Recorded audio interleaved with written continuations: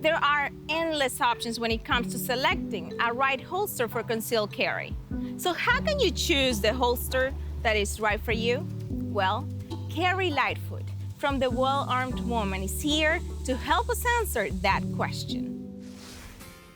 Carrying on the body requires some minor concessions. Yes, I want to be comfortable as I move throughout my day, but I always want to feel my gun on my body and be constantly reminded of the enormous responsibility that I assume when I carry a firearm. Your holster is a piece of equipment, an important part of your personal concealed carry system, and serves a function. Because of the important purpose that it serves, our focus must be on performance and safety. A good holster securely attaches to your belt, body, or clothing with strong clips, snaps, or Velcro. It's important to have this strong platform to keep your gun in the proper position to draw in all circumstances. Be sure your holster isn't too loose or too tight.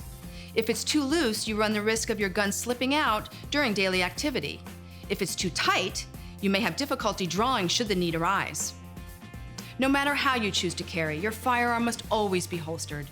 Never carry your gun on your body or in a purse unholstered. The trigger guard must be completely covered by a material hard and thick enough to prevent you from accidentally pulling the trigger. When choosing between a hard or a soft holster material, hard is always preferred.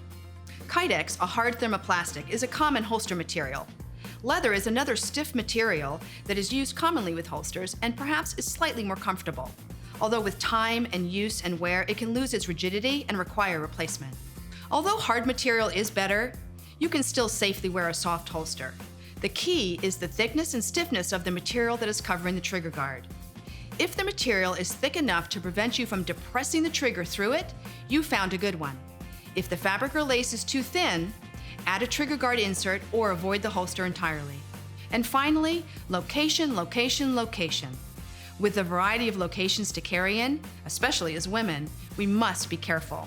It is imperative that the muzzle of your gun never point at any part of your body. Thank you, Carrie, for such a valuable information. As Carrie said, a holster serves a very important function. My advice to you is to go to your local gun store so you have a chance to try on different holsters and styles before you make your purchase.